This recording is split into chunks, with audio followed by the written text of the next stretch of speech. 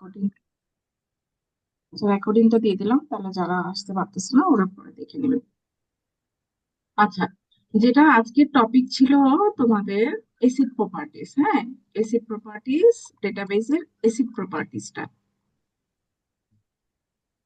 Acid properties তোমরা কি কেউ আহ তোমার প্রেজেন্টেশনটা প্রিপেয়ার করছো বা কিছু এরকম? কেউ কি বলতে পারবে অ্যাসিড প্রপার্টিজটা কি?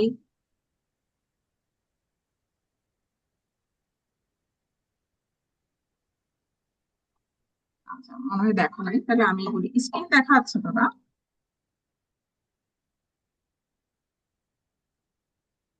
জি ম্যাম, দেখা যাচ্ছে।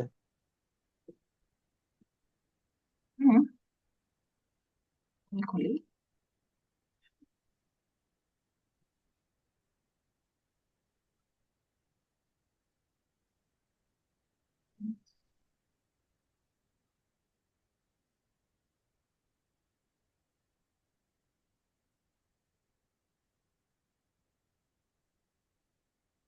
আমরা যখন একটা ডেটাবেস তৈরি করি আসলে, তখন ডেটাবেস তৈরির সময় আমাদের কিছু জিনিস আসলে মাথায় রেখে কাজ করতে হয়।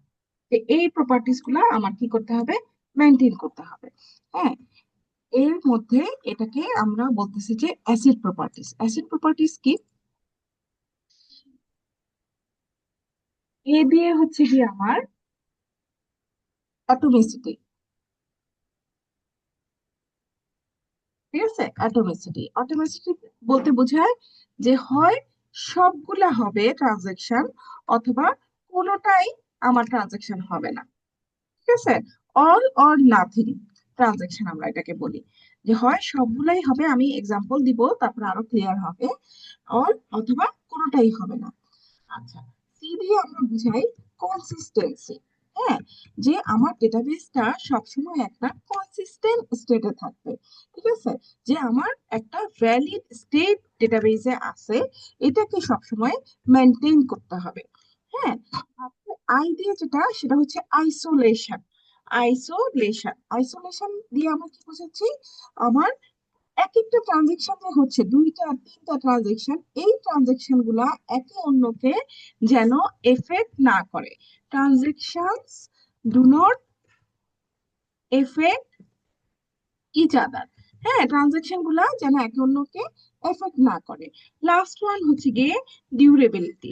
হ্যাঁ, ডিউরেবিলিটি বলতে আমরা কি বুঝাই? ডিউরেবিলিটি বুঝাই যে যখন একটা ট্রানজেকশন হয়ে গেছে, তারপরে পাওয়ার ফেইলিয়ার হোক আর যে কোনো কিছুই হোক না কেন, আমার সেই চেঞ্জটা আর অল্টার করা যাবে না। তার মানে আমার এটা পার্মানেন্টলি পার্মানেন্টলি একটা চেঞ্জ হয়ে যাবে আফটার সাপোজ কমিটমেন্টের পরে এই জিনিসটা পার্মানেন্ট চেঞ্জ হয়ে যাবে। বুঝা গেছে? এই তিনটাকে আমরা বলতেছি যে অ্যাসিড প্রপার্টি। আমার অ্যাসিড প্রপার্টি। তোমাদের গ্রুপে বলে দাও, ক্লাস শুরু হয়ে গেছে, ক্লাস সবাইকে। আচ্ছা, এখন অ্যাটমিসিটি। অ্যাটমিসিটি বলতে আমরা কি বোঝাচ্ছি বলো তো, কি বললাম? হয় সব ট্রানজিশন হবে, অ্যাটমিসিটি, না হলে হবেই না। Consistency, isolation, durability. হ্যাঁ, অ্যাটমিসিটি হয় সবগুলা হবে অথবা কিছুই হবে না। ঠিক আছে। আচ্ছা, কেননা যদি যে কোনো একটা অংশ যদি ফেল করে, তাহলে কি হবে? আমার ডেটাবেসের কনসিস্টেন্সি মেনটেন করার জন্য আমি ডেটাবেসটাকে রোল ব্যাক করে আগের পজিশনে তুলে নেব। ঠিক আছে। হ্যাঁ, ওটার জন্য আমার ট্রানজেকশন যখন শেষ হয় তখন আসলে একটা কমিট একটা থাকে। আমরা এরপরে দেখবো ভিউ যখন করব, ট্রিগার যখন করব, তখন আমরা দেখবো কমিট একটা থাকে। যে কমিট যখন হয়ে যায় তখন আমার পার্মানেন্টলি অ্যাপ্লাই হয়ে যায়। আর কমিট হওয়ার আগ পর্যন্ত কোন ধরনের ট্রানজেকশন যদি ফেল হয়, তখন ওইটাকে আমরা কি করে ফেলবো, ডিসকার্ড করে ফেলবো। ঠিক আছে। সাপোজ আমার আহ, একটা ট্রানজেকশনের কথা বলি। ট্রানজেকশনে সাপোজ T1 এবং T2। হ্যাঁ, দুইটা পার্ট আছে, T1 এবং T2, দুইটা পার্ট আছে ট্রানজেকশনে। T1 এবং T2 তে কি কি হচ্ছে? সাপোজ T1 থেকে, T1 এ কি হবে? T1 এ হবে হচ্ছে গিয়ে আমার যে ব্যালেন্সটা আছে এক্স এর, সাপোজ এক্স এর টাকা থেকে আমি 100 টাকা ডিডাক্ট করে দিব। ঠিক আছে, 100 টাকা ডিডাক্ট করে দিব। সো আফটার ট্রানজেকশন, সাপোজ আমার ভ্যালুটা হয় হচ্ছে গিয়ে ধরে নিলাম এটা হয়ে যাচ্ছে আমার 400। ঠিক আছে, 500 ছিল 400 হলো। এখন আমার টিটুতে যেটা হয়, টিটুর অ্যাকাউন্টে এই 100 টাকা চলে যাচ্ছে। টিটুর অ্যাকাউন্টে কি হচ্ছে, সাপোজ ওয়াই ওয়াই এর অ্যাকাউন্টে এই 100 টাকা আমার কি হচ্ছে, যোগ হয়ে যাচ্ছে। ঠিক আছে, তাইলে আমার সাপোজ হচ্ছে গিয়ে তারপরে 100 টাকা যোগ হওয়ার পরে তার ভ্যালুটা হচ্ছে গিয়ে সাপোজ হয়ে গেল, আগে 200 ছিল এখন হয়ে গেল 300। তার মানে আগে 500 ছিল, এখন 200 ছিল, 500 এবং 200 ছিল, সেটা 700, এবং ট্রানজেকশন হওয়ার পরেও এটা হচ্ছে গিয়ে 700ই থাকতেছে। ঠিক আছে, তাহলে আমার কোনো কারণে যদি একটা ট্রানজেকশন, এই ট্রানজেকশনটা ফেল হয়, তাহলে কি হবে, এর অ্যাকাউন্ট থেকে 100 টাকা কমে যাবে কিন্তু এর অ্যাকাউন্টে 200 টাকাই রয়ে যাবে। ওটার জন্য আমার হয় এই দুইটা ট্রানজেকশনই কি হবে, কমিট হবে, অথবা কোনোটাই আমার হবে না। এটাই হচ্ছে গিয়ে অ্যাটমিসিটি। বুঝা গেছে? বুঝতে পারছি আমরা? জি ম্যাম। জি ম্যাম। তারপর আসো কনসিস্টেন্সি। আমার কি বলতেছে, ডেটাবেস সবসময় একটা ভ্যালিড স্টেটে থাকবে before and after a transaction. ঠিক আছে, ভ্যালিড স্টেট বলতে আমরা কি বুঝাচ্ছি, ভ্যালিড স্টেট আমরা বলতে বুঝাচ্ছি যে আমার প্রাইমারি কি, ফরেন কি, এগুলো তো আছেই, রিলেশনশিপ গুলো তো আছেই, কনস্ট্যান্ট গুলো তো আছেই। আহ এগুলা ছাড়া আমার কোনো কারণে কোনো জিনিস যদি ভায়োলেট করে, আমার কি করবে, ইনভ্যালিড ডেটা বা কারাপশনের কারণে ডেটাবেস আগের স্টেটে চলে যাবে। ঠিক আছে, যেমন হচ্ছে গিয়ে সাপোজ একটু আগে যেটা বললাম যে হচ্ছে আমার সাম অফ ব্যালেন্স, হ্যাঁ, যেমন এটার আগে হচ্ছে গিয়ে যদি 700 থাকতো, এরপরেও সেটা 700 থাকবে। ঠিক আছে, মানে টোটাল ব্যালেন্সটা আমার 700ই থাকবে ট্রানজেকশনের আগে এবং পরে। কোনো কারণে যদি এটা 700 600 হয়ে যায়, তাহলে আমি বুঝতেছি যে আমার এখানে ইনকনসিস্টেন্স ডেটা চলে আসছে, বা 800 600 হয়ে গেল। হ্যাঁ, তাহলে আমার কোনো কারণে মিডিলে হয়তো কোনো একটা ফেইলিয়ারের কারণে আমার কনসিস্টেন্সিটা নষ্ট হয়ে গেছে, তখন আমরা রোল ব্যাক করি, ট্রানজাকশনটাকে রোল ব্যাক করি, যে আমি আগের জায়গায় চলে আসি। ঠিক আছে, আইসোলেশনটা কি, আইসোলেশন আমার কি করে, প্রত্যেকটা ট্রানজেকশন আমার ইন্ডিপেন্ডেন্টলি রান করে, আমার অন্য ট্রানজেকশনকে এফেক্ট না করে প্রত্যেকটা ট্রানজেকশন আমার কি করতেছে, ইন্ডিপেন্ডেন্টলি রান করতেছে। ঠিক আছে, আমার আনকমিটেড ডেটা যেগুলো আছে সেগুলো অন্য কেউ রিড করতে পারবে না। হ্যাঁ, তারপরে হচ্ছে গিয়ে এই ধরনের জিনিসগুলাকে এনশিওর করতেছে। সাপোজ হচ্ছে গিয়ে আমার আহ আরেকটা এক্সাম্পল দেই, সাপোজ হচ্ছে আমার এক্স এর কাছে ব্যালেন্স আছে 500। ঠিক আছে, ওয়াই এর কাছে আবার ব্যালেন্স আছে সাপোজ হচ্ছে 500। হ্যাঁ, এক্স এবং ওয়াই, তাইলে এই এক্স এর মধ্যে কিছু ট্রানজাকশন হবে, সাপোজ 50 ডিডাক্ট হবে। 50 যদি ডিডাক্ট হতে হয় এই এক্স এর মধ্যে, তাহলে আমার কি করতে হবে, সাপোজ T1 এ এই এক্স এর মধ্যে যখন 50 ডিডাক্ট করতে হবে, প্রথমে এই ভ্যালুটাকে সাপোজ আমার রিড করতে হবে। হ্যাঁ, রিড করব, তারপরে হচ্ছে গিয়ে তার নতুন একটা ভ্যালু আসবে, যেটা হচ্ছে গিয়ে এক্স মাইনাস 50 হবে। হ্যাঁ, তারপরে আবার নতুন ভ্যালু ডিডাক্ট করার পরে এটা আবার আহ, নতুন করে রাইট হবে। হুম, তারপরে আবার কি হচ্ছে, সাপোজ এই ভ্যালুটা আমার কোথায় চলে যাচ্ছে, ওয়াই এর ব্যালেন্সে চলে যাচ্ছে। তাহলে আমার কি হচ্ছে, আহ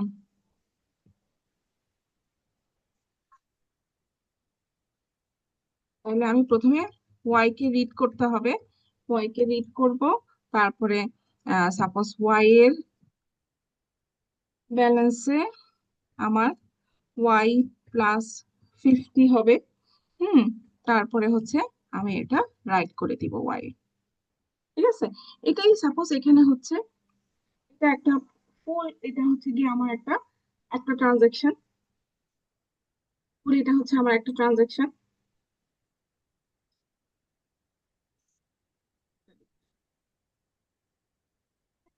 পুল, এটা হচ্ছে গিয়ে আমার একটা ট্রানজাকশন। আবার ওয়াই এর ক্ষেত্রে কি হবে? ওয়াই হচ্ছে গিয়ে সাপোজ হচ্ছে গিয়ে এই জিনিসটা ওয়াই হয়তো আরেকটা ট্রানজাকশন করতেছে, সাপোজ এক্স কে রিড করতেছে, ওয়াই কে রিড করতেছে, এবং দুইটার ভ্যালু কাউন্ট করে দেখতেছে, ঠিক আছে? তো জাস্ট এরকম অনেক ধরনের ট্রানজাকশন আসলে হয়, ব্যাংকে যেমন অনেক ধরনের ট্রানজাকশন হয়, এরকম ডেটাবেজের ক্ষেত্রেও অনেক ধরনের ট্রানজাকশন হয়। যেমন এটাকে যদি আমি ট্রানজাকশন T1 ধরি, T1 কি করতেছে? এক্স থেকে ওয়াই এ 50 টাকা ট্রান্সফার করতেছে, ঠিক আছে? ওটার জন্য ওয়াই এর ভ্যালুটাকে রিড করতেছে, এক্স এর ভ্যালু থেকে 50 টাকা ডিডাক্ট করতেছে, করে ওয়াই এর ভ্যালুতে তোমার 50 টাকা অ্যাড করে দিচ্ছে। আরেকটা ট্রানজাকশন যদি ধরি, যেটা হচ্ছে এক্স এবং ওয়াই দুইটাকেই রিড করতেছে এবং তার সামটাকে ক্যালকুলেট করে দেখতেছে, হ্যাঁ, যে আমার এর মাঝে কিন্তু এক্স এবং ওয়াই এর ভ্যালু চেঞ্জ হয়ে যাচ্ছে, ঠিক না? একজনের কাছ থেকে -50 হচ্ছে, একজনের কাছ থেকে +50 হচ্ছে। তো এটাই আইসোলেশন, এটাই বলতেছে যে একটা কারণে অন্যটা যেন কি না হয়, আমার আউটডেটেড ভ্যালু যেন রিড না হয়। এটা যেমন হচ্ছে কমিট হওয়ার সাথে সাথে আমার যেই ট্রানজেকশনটা এক্স প্লাস ওয়াই এর সামটা হচ্ছে ক্যালকুলেট করতেছে, সেও যেন সেই জিনিসটা দেখতে পায়, একটার কারণে অন্যটা যেন আমার ভায়োলেট না করে, ঠিক আছে? আচ্ছা, ডিউরেবিলিটি কি? যে একবার যখন একটা ট্রানজাকশন হয়ে যাচ্ছে, হ্যাঁ, পার্মানেন্টলি এটাকে সেভ করে ফেলতে হবে। এরপরে যদি সিস্টেম ফেলিয়ার ঘটে, হ্যাঁ, ডাটা যদি আমার নন ভোলাটাইল মেমোরিতে স্টোর হয়, লাস্ট কমিটেড স্টেটটা আমি আর পাচ্ছি না, ঠিক আছে? যখন আমি এ থেকে এক্স থেকে ওয়াই এ একটা টাকা ট্রান্সফার করে ফেলতেছি, তাইলে আমার ডিস্কে এটা পার্মানেন্টলি স্টোর হয়ে যাবে, ঠিক আছে? কমিট যখন আমি দিয়ে দিচ্ছি, এর ইমিডিয়েট পরে যদি সিস্টেম ক্র্যাশও ঘটে, তাইলেও কিন্তু আমার ডেটাটা যেন রিকভার করা যায়। এটাই হচ্ছে ডিউরেবিলিটি। সো এই অ্যাসিড প্রপার্টিসটা ডেটাবেস ম্যানেজমেন্ট সিস্টেমে ডিজাইন এবং অপারেশনের ক্ষেত্রে খুব ইম্পর্টেন্ট। হ্যাঁ, এটা আমার ডেটা ইন্টিগ্রিটি অ্যান্ড কনসিস্টেন্সিকে মেনটেন করে, ঠিক আছে? যে আমার হচ্ছে গিয়ে ট্রানজেকশন সাকসেসফুলি হয়তো কমপ্লিটেড হবে, অথবা যদি ইন্টারাপ্টেড হয়, সেই ট্রানজেকশনটাকে আমরা লিভ করে দিব বা হচ্ছে ডিলিট করে দিব। তাইলে হচ্ছে গিয়ে আমার ডেটা কারাপশন এই ধরনের জিনিসগুলো আসলে হয় না। কনকারেন্সি কন্ট্রোল করা হয়। তোমার কনকারেন্ট ট্রানজাকশন গুলো যখন ঘটে, হ্যাঁ, তখন হচ্ছে গিয়ে একটার সাথে অন্যটা যেন ইন্টারফেয়ার না করে, হ্যাঁ। তারপর হচ্ছে রিকভারি, যখন হচ্ছে গিয়ে আমরা এরপরে ডেটাবেজের স্টেট গুলা দেখবো, এগুলো আরো ডিটেল দেখবো, যখন আমার প্যারালাল ট্রানজাকশন গুলো যখন হয়, এগুলো আমরা আরো ডিটেল দেখবো। তো নর্মালি আসলে এই অ্যাটমিসিটিটা ট্রানজাকশন ম্যানেজারের রেসপন্সিবিলিটি, কনসিস্টেন্সিটা হচ্ছে অ্যাপ্লিকেশন প্রোগ্রামারের রেসপন্সিবিলিটি, আইসোলেশন নর্মালি হচ্ছে গিয়ে আমার কনকারেন্সি কন্ট্রোল, এই ধরনের কাজের উপর কনকারেন্সি কন্ট্রোল ম্যানেজার যদি থাকে, তার রেসপন্সিবিলিটির মধ্যে পড়ে।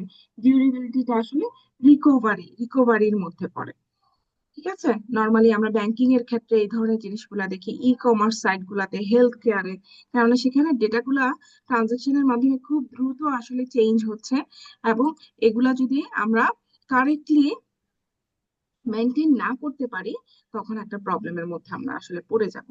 হ্যাঁ, ওটার জন্য এই অ্যাসিড প্রপার্টি গুলা বলা হয়ে থাকে, অবশ্যই অবশ্যই আমাকে কি করতে হবে? মেনটেন করতে হবে। এখন বলো, কারো কোনো কোয়েশ্চেন যদি থাকে। ম্যাম এটা কি মিডে আছে? হ্যাঁ, মিডিয়া আছে দেখি তো এখন পড়ালাম, জাস্ট ডেফিনেশনটাই, জাস্ট কনসেপ্টটাই, আর কিছু না। এটা কিন্তু তোমাদেরকে আমি প্রেজেন্টেশনে দিয়েছিলাম। জি ম্যাম।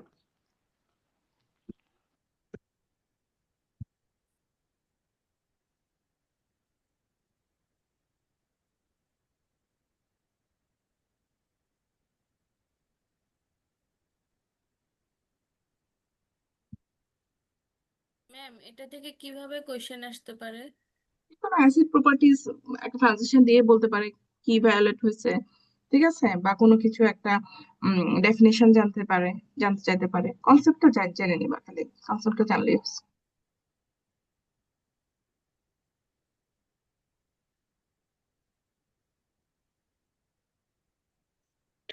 ঠিক আছে? ঠিক আছে থ্যাংক ইউ। ঠিক আছে, কারো কোনো কোয়েশ্চেন থাকলে আমাকে একটু জানাও। হ্যাঁ, আর যদি এই যারা করতে পারে না ক্লাসটা, ওদেরকে একটু রেকর্ডিংটা দিয়ে দিও। ক্লাসের রেকর্ডিংটা তো চলে যাবে তোমাদের কাছে, আমার এখানেও আসবে, আমি গ্রুপে দিয়ে দিব। ঠিক আছে, এইটুকুই। 10-15 মিনিটের একটা ক্লাস ছিল আর কি, এই টপিকটা খালি বাদ গেছিল, আমি চাইছিলাম যে প্রেজেন্টেশনে তোমরা দেখায় দাও, তাইলেই হয়ে যেত। ঠিক আছে তাহলে। ওকে জি ম্যাম ম্যাম। হ্যাঁ বলো। ম্যাম কুইজের একটা প্রশ্ন নিয়ে প্রবলেম ছিল, এটা ওটা কি বলবো? বলো বলো। ম্যাম প্রবলেম ছিল which SQL clause is use to sort the result set. তো হুম, এইখানে ম্যাম সর্ট করার জন্য তো আমরা অর্ডার বাই ইউজ করি না, ওটা ডিফল্টে অ্যাসেন্ডিং থাকে কিংবা ডিসেন্ডিং দিলে ওইটা হয়, তো ওইটা দিছিলাম ম্যাম, ওইটা ভুল দেখাচ্ছে আর কি। ওটা লিখেছিল, কোশ্চেনে লিখেছিল যে সাপোজ ডিসেন্ডিং অর্ডারে করতে হবে বা এরকম। No ma'am, use to sort the result set, এটাই ছিল কোয়েশ্চেন। জি ম্যাম এটা ছিল।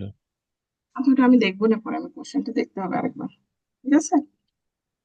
আর ম্যাম আরেকটা ছিল, এটা হচ্ছে which SQL statement can modify existing data in table. হুম, তো মডিফাই করার জন্য তো ম্যাম আমরা বেসিক্যালি আপডেট ইউজ করি, এন্ড সো এইটা দিছি, এটা 50% মার্ক দেখাচ্ছে ম্যাম। আর দুইটা ছিল বাকি তার তিনটা মানে। অপশন ছিল, হ্যাঁ, জি ম্যাম, বাকি তিনটা ছিল ডিলেট, সিলেক্ট ডিলেট আর ডিলেট ক্রিয়েট। তো ইউজ করি মডিফাই করার জন্য। ডিলেট, হ্যাঁ, ডিলেট করলেও ডেটাবেসটা মডিফাইড হয়ে যাচ্ছে না। তাহলে ম্যাম এটা ঠিক আছে। আমি হুম, শুধু আপডেট দিচ্ছি তো এখানে 50% আসছে। হ্যাঁ ওটা তাহলে ম্যাম ওই ওটাই use প্রবলেমটা করছি। একটু দেখে না, আগের যেটা বললো। একটু আমি দেখবো। আর সবাই কেমন মার্ক পাইছো?